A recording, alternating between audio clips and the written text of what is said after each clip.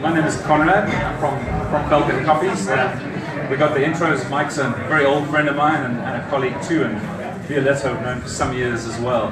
We're going to, the format is going to kind of be, we're just going to each speak for a few minutes. We don't have any solutions. It's really the idea of provoking some thought about supply chain and coffee supply chains specifically with regard to slavery. So the UK passed the Modern Slavery Act, I think in 2015, and the purpose of that act really was to consolidate all the kinds of behavior that enslave people and define them, to make sure that people who are caught committing these crimes would receive a penalty in proportion to the crime. And inside that act, there's also a clause that states businesses in the UK that have a revenue, annual revenue of more than £38 million a year will be obliged to look beyond the UK's borders and be responsible for slavery inside their supply chains. And Falcon is one of those companies. Before I talk about what we do, let's just chat a little bit about what modern slavery is. Or we could start off by saying there's an estimated 46 million people who are enslaved in the world today. 1 in 3 of those people are children, and more than half of them are women and girls. The types of slavery that you get in modern slavery is domestic servitude, so people who are forced to work inside people's homes without any pay. There is bonded labor. Bonded labor is the most common slavery today, and that is where people have a debt and they are held in captivity to pay off that debt. Then there's forced labor, which is the slavery that we all think about, kind of people in chains being forced to work for no money at all. Human trafficking, specifically sex trafficking as well, and then child labor.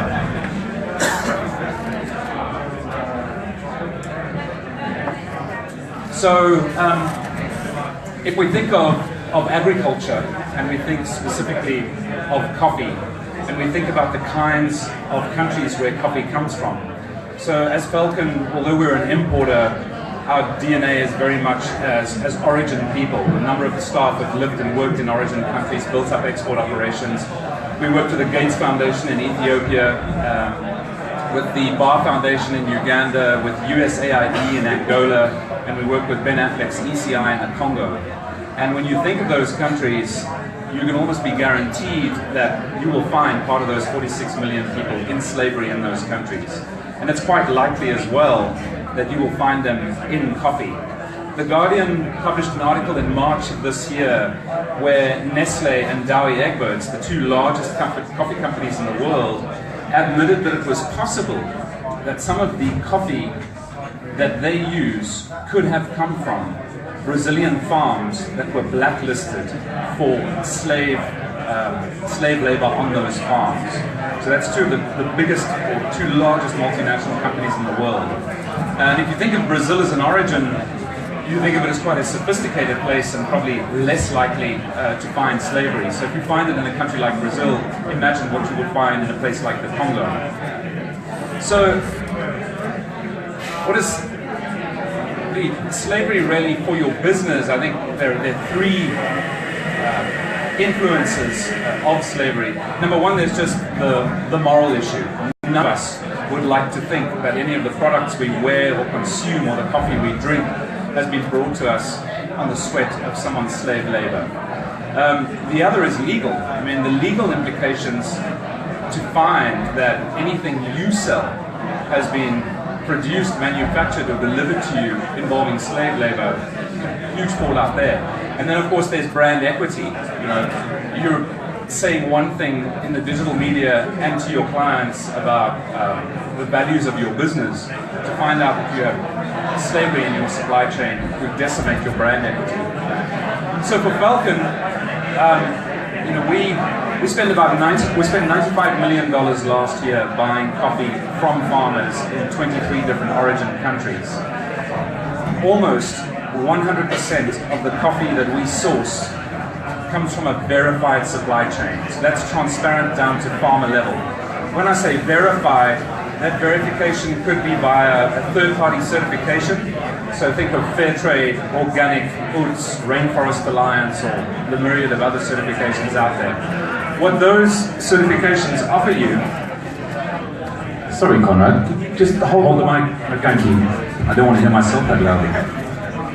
So when you think of those third-party certifications, what they do give you is that those farms have first of all had to adhere to a certain set of standards which are embedded in the Industrial Labour Organization's rules around employment, so that would negate slavery, and those farms would be audited once a year to ensure those standards are being maintained. So there's a strong argument in support of the certifications, but at the same time the counter-argument is that certifications are prohibitively expensive, and when you look at the socioeconomic profile of most coffee farmers, those certifications can be a barrier to entry. You know, if you insist on them getting those certifications, they cannot take the cost and they could lose their place in the market. So there's a for and an against. If you think of the direct trade model, which is, and I'm sure Violetta is going to talk about that because Union have been very strong with that, and with their previous employer as well, they were very integrated in their partnerships with cooperatives throughout the world. When you think of the direct trade model, that requires you to engage directly with the farmers and the cooperatives where you source your coffee from. But do you really have the skills when you're out of your safety zone in Ethiopia or Guatemala, Honduras or Peru? Do you have the skills to really ascertain whether there is slavery taking place in your supply chains? I mean, these are very, very complicated questions. And the conversation today is, as I said, I don't think we have the answers. I'm not sure the answers exist. But it's really to provoke conversation and thought and ideas and make sure that we're asking all the hard questions no matter where we get our coffee from. So without further ado, I'm going to hand over to Mike. He'll introduce himself and explain why he's qualified to be up here. Cheers. Thanks, Conrad. Yeah, I'm Mike Riley, and a lot of people in the room know me as Riley, but those who don't know me at all, I've worked with Falcon Coffees and Conrad for the last, coming up to 5 years now. Well, I've known Conrad, I think, more than 20 years. But prior to that, I worked for Taylor's at Harrogate for 25 years, so I'm actually 30 years in coffee now. Makes me something of a daddy in the room. But 30 years of coffee, and very early on in my career, I was able to start traveling to Origin 2, 3, 4 times a year for the best part of 30 years. So it's given me a huge amount of experience at Origin, but right from the start I was struck by what an incredibly difficult world it is for coffee people at Origin. And I choose the words coffee people rather than coffee farmers. I mean, don't get me wrong, coffee farmers face a huge amount of uncertainty in their world, whether that's through weather or disease or politics or the world coffee market. But I say coffee people because I'm thinking of the people that work on coffee farms. I'm talking about coffee pickers, people who work in wet mills, dry mills. And I think those people who are often migratory, moving around country looking for work, sometimes crossing borders, I think those people are often the most vulnerable people of all, and the ones who are really can be open to exploitation and discrimination. And this is something that really came into focus for me during my time at Taylor's when I qualified as a social auditor. So rather than just visiting farms and getting a feel for what was going on, I now have the tools to really get to grips with what was going on by carrying out really quite detailed audits. That would involve, going off away from the owners and managers of the farm to interview people, pickers in the field. I'd have a translator, sometimes a bodyguard, and I'd just go and talk to people and gather information. Then also I had to delve into records and books and really get to understand what was happening, and then produce a report for the farmer to explain what was good, what wasn't so good, and what needed fixing.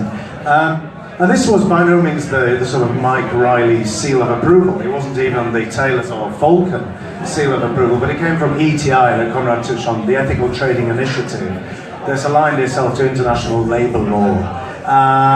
So laws that were, in labour that were put together to really sort of protect people. The ETI is come together by companies, by NGOs and trade unions to promote respect for people's working rights. And to put this into plain English, what I'm talking about, the sort of things I looked at in my audits, was things like minimum wage.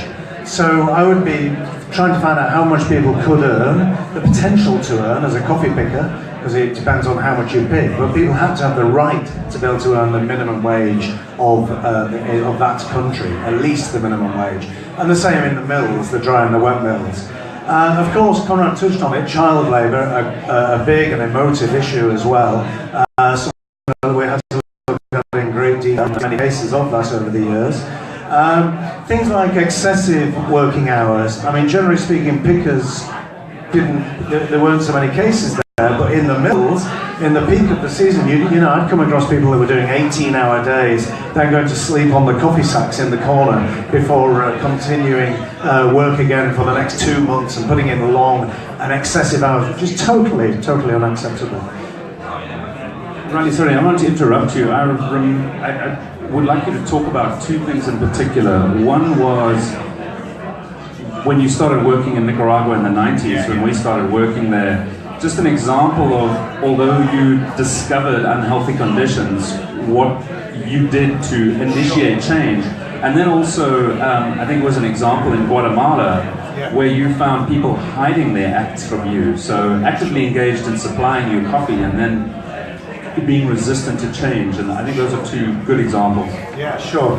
Yeah, there were a couple of things I was about to touch on, but okay, yeah. I mean, obviously, having audited a lot of farms around the world, I've seen, the good, the bad, the ugly. The good would be an example would be Fazenda Pantano, where we get some great Brazilian coffee. If I had to do an audit there now, I could do it in 10 minutes because that farm is fantastic. They've won prizes for their ethical practices. But they're the easy ones, and there's a great relief in doing that sort of work. But Conrad's right. There was when I look at the ugly, there was a farm in Guatemala, and I'm not going to name it. But actually, that farm had won first place in the Cup of Excellence, so it's producing amazing coffee. I went to audit that farm, and I've got to say it was the most miserable corner of the planet I've ever happened upon. I mean, to give a few examples, when I arrived, it's pouring with rain, it's up in the mountains. People were picking coffee. When I say people, men, women, and children, picking coffee, shivering and wet through, no waterproofs, their hands numb from cold. And this is 11 o'clock in the morning, they've got to pick till nightfall. After which they went to their barracks, of which I described as slave shacks. Rooms that were 150 feet long with gaps between the planks and just shelves for people to sleep on, men, women, children, no blankets, no canvas, no first-class protein, no school for the kids, and no safety equipment whatsoever there. It really was a terrible, terrible farm. Now, in those circumstances, I've got really two options. We say, let's walk away, we cannot work with people like that. But if we do that, then actually we've just left that little miserable part of the world as miserable for forever and a day. So the option two is let's do something about it. So I put those reports together. I talk about to the farmer about local laws that have been broken, international labour laws that have been broken, and give them a plan to fix it. And I've got to say, this is the most satisfying part of my work when you go back. And in this particular case in Guatemala, I went back to see fantastic improvements. The school on the hill had been opened, so the kids were working there. There was now separate areas for men and women in the barracks. There was generators had been introduced, first-class protein, even toothbrushes and toothpaste for workers when they arrived, paperwork and things. So that is always our preferred approach, to try and fix things rather than just walk away. Conrad did touch on that whole thing about the cost of certification. When I was auditing certified farms, it was always a lot easier. A lot of progress had been made. But it's true that, and I think we all have to take some responsibility in the room, that this idea that it is expensive, but the price that we pay for coffee, if we were trying to get coffee as cheaply as possible, we're not paying sustainable prices, and how can farmers address these things? So that's one of the reasons we've got to pay decent prices for great coffie. I'm a firm believer in that. Anyway, I want to pass over to Violetta, who's going to add a few more examples, I think. Cheers. Thank you. Thanks, Mike. So my name is Violetta Stevens, and Director of Supply Chain in Union Hand-Roasted Coffee. And first of all, I have to apologize, I lost my voice because at Union we like to work hard but also party hard, and we had our Christmas party last night, so please bear with me. So as Conrad mentioned earlier, probably I will talk, and I will definitely talk about direct trade because this is the model, the procurement model that I've been involved in during the last 11 years I've spent in coffee. And what I would like to share with you is, is direct trade enough? And does it ensure human rights respected within the supply chain? And I would say, no, the answer is no, it doesn't. It's a good base, it's a good step. But the fact that you know where coffee comes from, the fact that you visit the farm, the fact that you've taken a picture with the coffee producer, that does not mean that you know that the supply chain behind that, the operations on the ground, actually respect human rights and there's no human rights violation. So, what direct trade does offer? So it offers a very short supply chain, so that's very important. So you do know the stages that your coffee comes from. It offers transparency, and it could offer traceability. But then, what do we need to do next? And especially in Union, our approach to ensuring due diligence in the supply chain is taking this further. So what do we do? So first of all, we have developed a risk assessment analysis. So we have a pretty complex network of suppliers.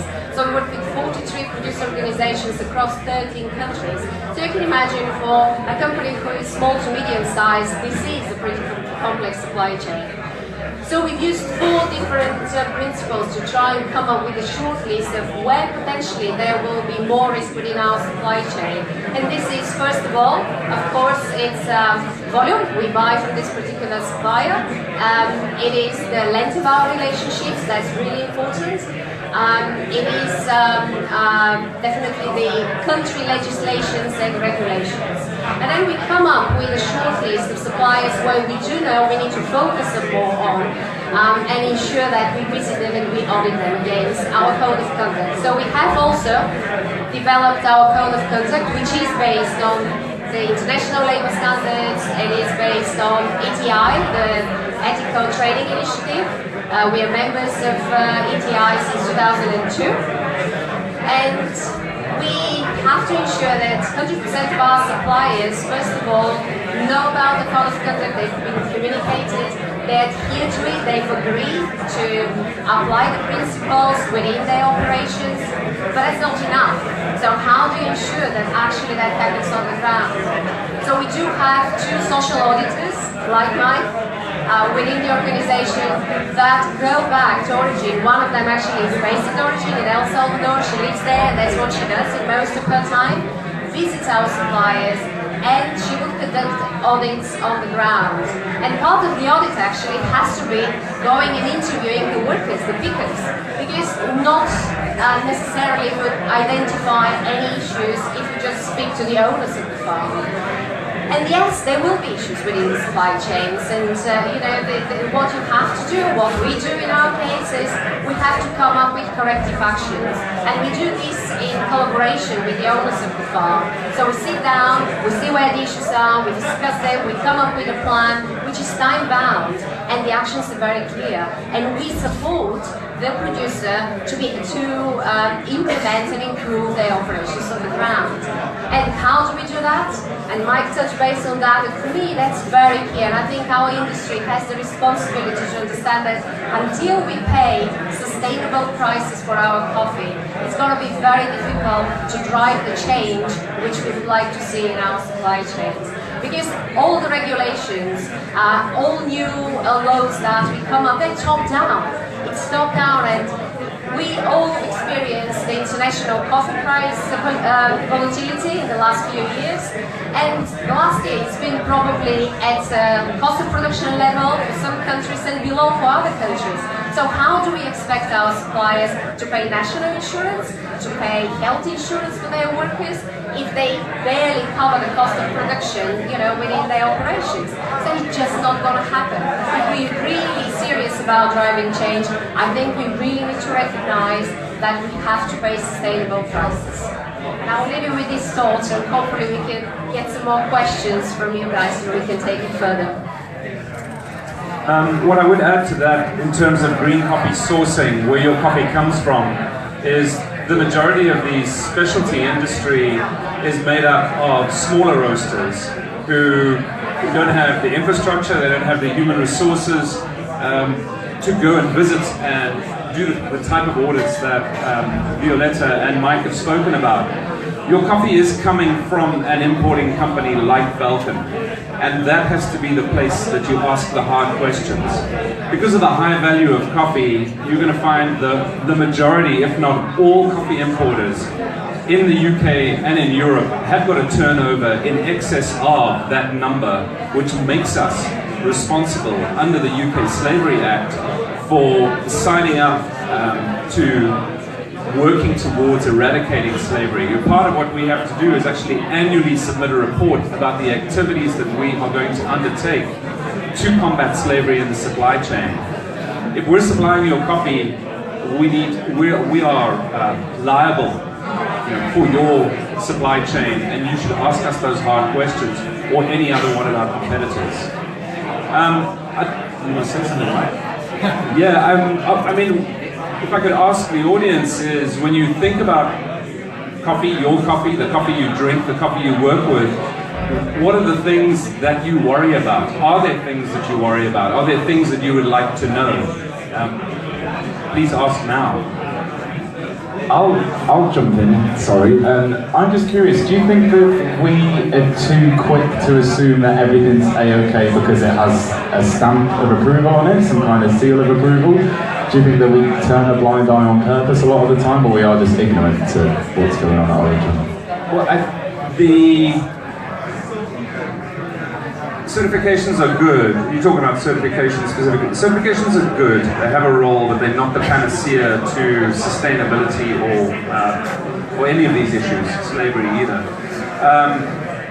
We have seen incidents. A lot of companies have adopted certification to protect their brand equity. So if I buy fair trade coffee, it's an easy message to tell to my consumers, and I can put a label on the bag, which means that all my coffee adheres to a certain set of standards. So it has value for those reasons. In recent years, we have seen child labor in supply chains of certified farms, and where you would think the third-party certifier who is receiving a royalty and is charging fees to the farmer and to the companies who use it would be liable. Unfortunately, in this instance, it was the retailer who got the bad press and not the certification. So it doesn't guarantee you that protection, so there is a degree of complacency and harder questions need to be asked. Do you think that it's amazing to have discussions and talks and to educate one another, especially with the level of expertise you all have, but do you think that we almost need to be shocked into admission? Something visual? I don't want to sound over the top and stuff, but even like an expose, something visual, some undercover reporter going in and uncovering something, do you think that would really wake people up? Yeah, it's a good point, and I'd like to think the answer is no. You shouldn't be shocked into it if you know it's potentially out there. I'd like to think people might do it, but actually those exposés can be interesting. And I saw one in the tea industry very recently, and he was talking about a tea farm in Assam, where the big tea blenders of the UK were all buying from that farm, and this was something on the 10 o'clock news, national news.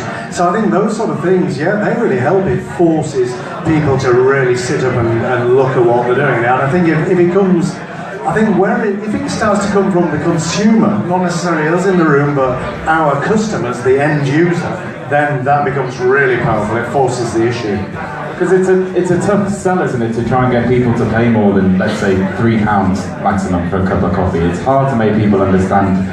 You know, you're saying we need to pay more in order for people to be able to pay for their workers' wages. But do you think something like that would encourage people to be willing to pay more? I don't think it's about the retail price. I mean, we spend a lot of time working, we do a lot of work around the distribution of revenue from the coffee tree until its point of export. There are a lot of coffee buyers buy coffee loaded on a ship, and their sense is, well, that's the price the farmer got. When you go into origin and you unravel all the processes back, you find out the farmers receive sometimes a fractional percentage of the price that was paid. And that's not because the people in the supply chain are necessarily predatory or bad people. They're facing things like lack of access to credit. So in a country like the Congo, there's no credit. So you borrow money from a loan shark who charges you 50% interest a month on your money. Transport's very expensive because road infrastructure is poor. So there is a lot of inefficiencies that we could address commercially without moving the retail price and drive that back. You know, unfortunately, coffee is produced in 50 of the world's poorest countries. So this is not specifically a coffee problem. The socio-economic demographic of these countries means a lot of them fall into the poverty traps. So coffee is a difficult environment. Hi, my name is Rasha. I'm from Yemen. I work in the field of human rights and development in Yemen for more than 5 years. And when I think of the standards of human rights that you talk about, and that the standards have been trying to apply back home in Yemen, they're kind of not very much realistic there on the ground. So when you take, for example, we talk about slavery.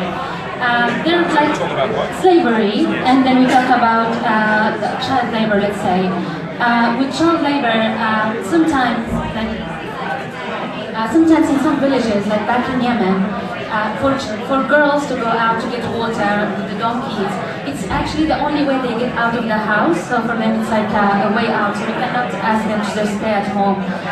There's also another problem, which is how do you deal, for example, with government? Like, there are, for example, villages in Yemen where they have schools built and they have no teachers, because they will not go teach those government. And then they have, you talk about human rights, and then you have countries that like the governments will not be taken accountable for. So how do you deal with that? How will you really actually improve those situations if you have these two things, which is like governments and cultures? You raise a very good point, because we also see in the coffee picking season, you'll go onto a farm and the family has 7 children, and all of those children are picking coffee. And by removing those children from picking, that's the only cash that family will earn for the entire year. So you've just reduced the cash income by saying only the mother and father can pick. They've lost 50, 60, 70% of their cash income. So there are very controversial situations. The Congo is the same. It's a conflict zone, and where you have a conflict zone, people are vulnerable, and when you have vulnerable people, they're open to abuse, and that is common in a lot of coffee origins. So it is difficult to take developed world standards and imprint them onto origin supply chains without consideration of the environment you're working in and what the cultural and social norms are. But you know, I was a supplier to Mike at Taylor's for many years, and what Mike didn't talk about, we did mention it, was engaging with your supply chain to say your product is retailing in our country, and our country requires certain standards, and then not expecting that change overnight, but finding ways to incentivize those people on the understanding it's a commercial need. You know, if you want to sell your coffee to me and you want me to pay those premiums, I require you to change certain behaviors in the supply chain. It's not easy, but I think it's necessary. It's work that needs to be done. Yeah, we just. So maybe just to add to that, just one example from our supply chain.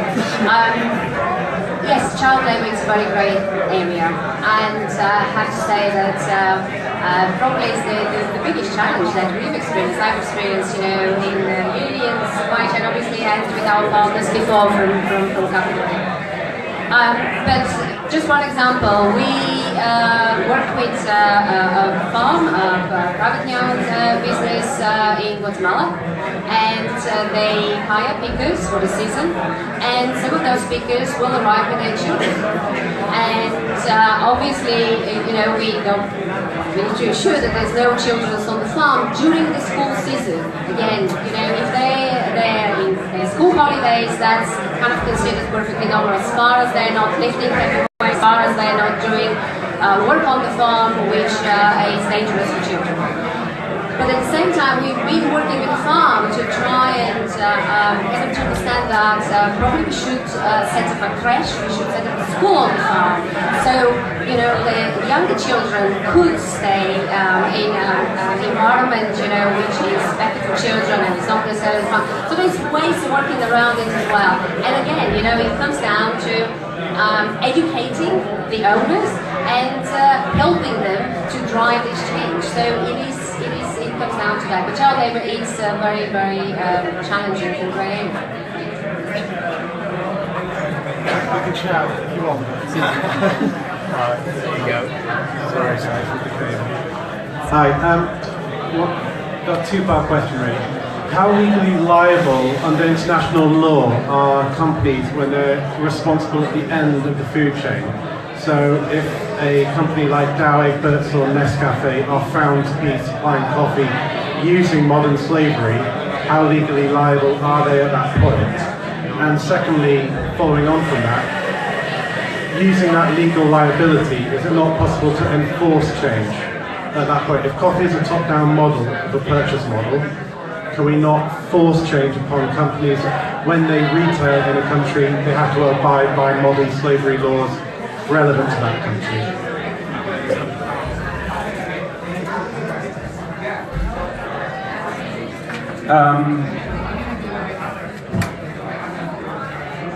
Coffee as a global commodity crop is commoditized, and what that means in a lot of countries, producing countries, coffee is aggregated.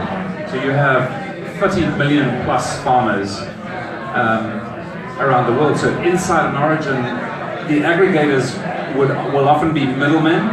They maybe have the language or the dialect in that particular part of the mountain. They have a bit of cash, they have a truck.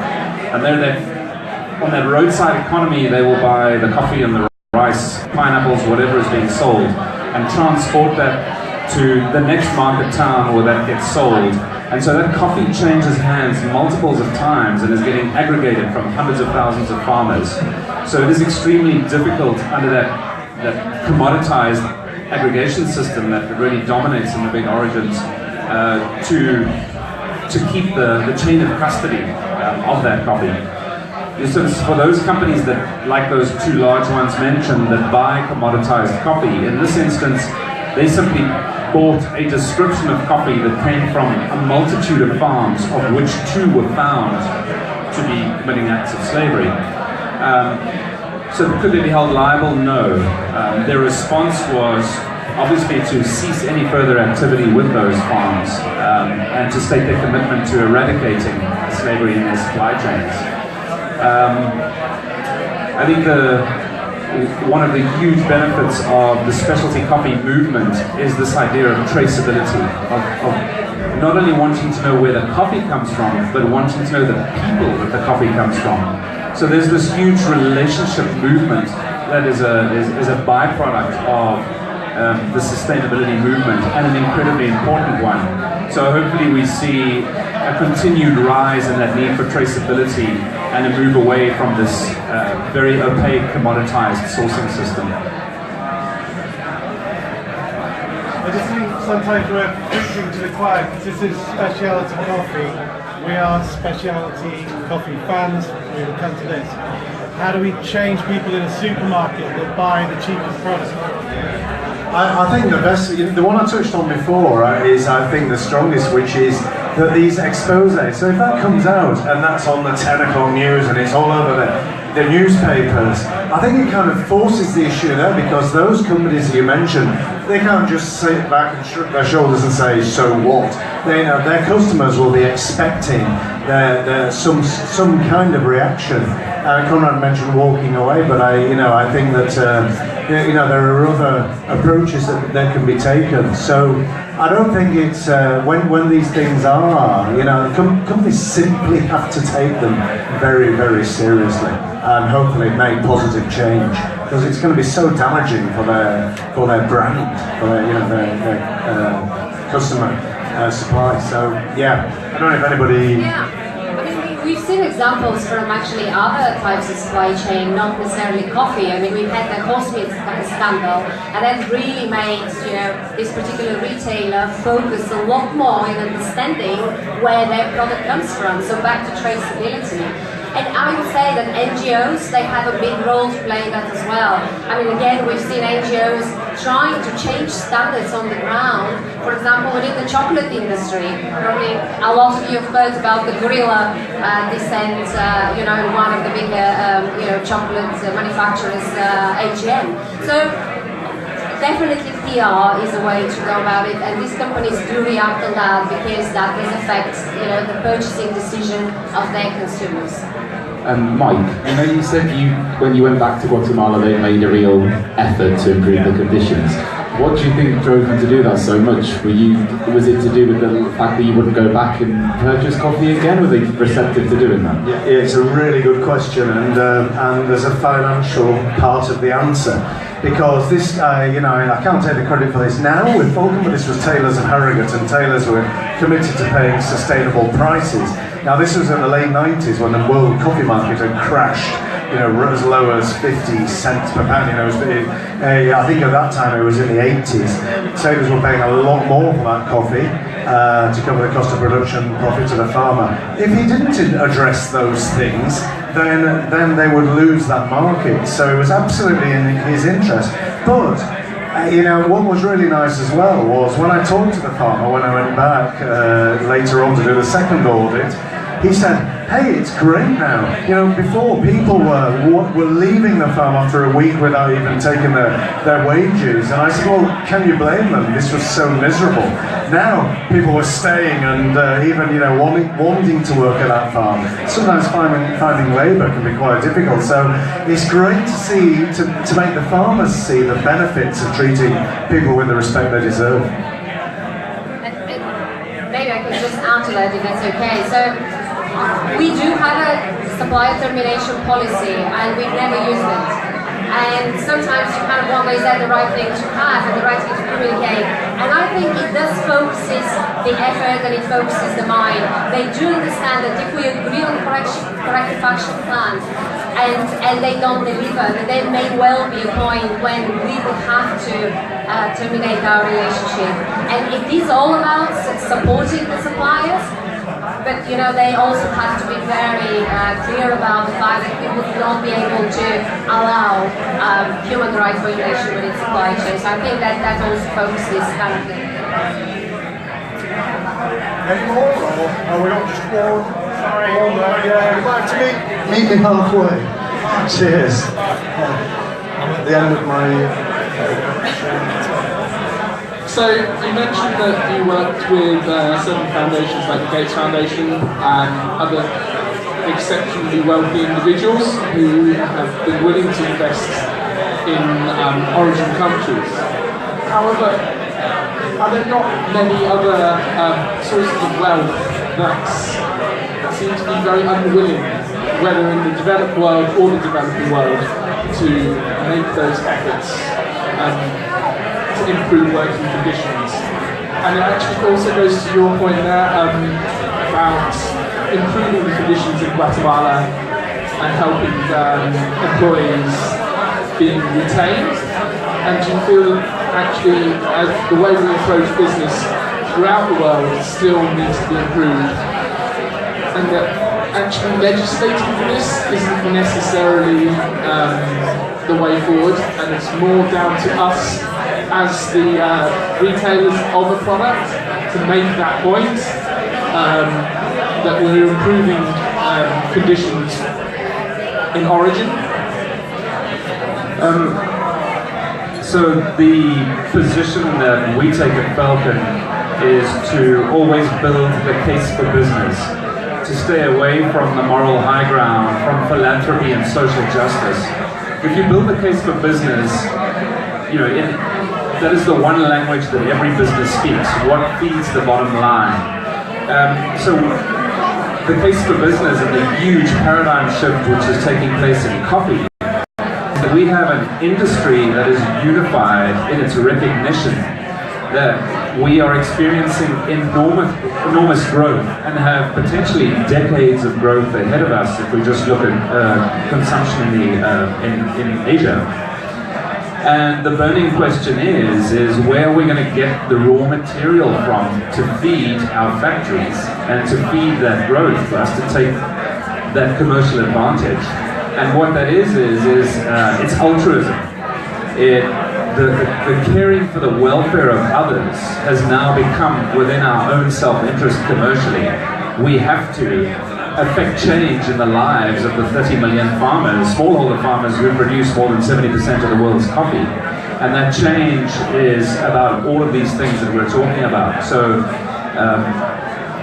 you know, yes, and I think it's really, ethics and sustainability are all part of the same conversation. And that conversation globally is increasing with reason. You know, in coffee we're facing climate change, urbanization, conflict. We've recently had the rust problem in Latin America. You know, so with climate change is coming disease, and there are all sorts of challenges. Global food pressure will mean that extending the acreage for coffee is not there. We have to reach the farmers and increase their productivity and increase their quality of life. Farmers need to feel that coffee offers them a hope to improve their lives and dignity in their day-to-day living. You know, so I think that paradigm shift of sustainability becoming about the bottom line is a very exciting thing that's taking place in coffee. Sure, there's lots more work to do, and we've got a long way to go. But as an industry compared to many others, I think we're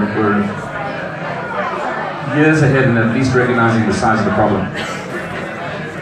I'm really sorry, we have to wrap it up there, but I think it goes to show how complex an issue this is, and also about the cup of excellence, that it actually isn't just big corporations buying multitudes of coffee, that it can actually affect something like that. So, yeah, thank you very much for shining light on that. Thank you, appreciate it.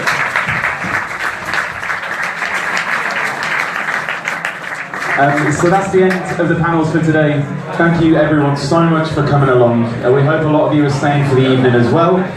If you head downstairs now, I believe Paul Kelly will be throwing some prizes at people if you answer his questions correctly. So get down. And yeah, safe evening. Thank you very much, guys. Yeah.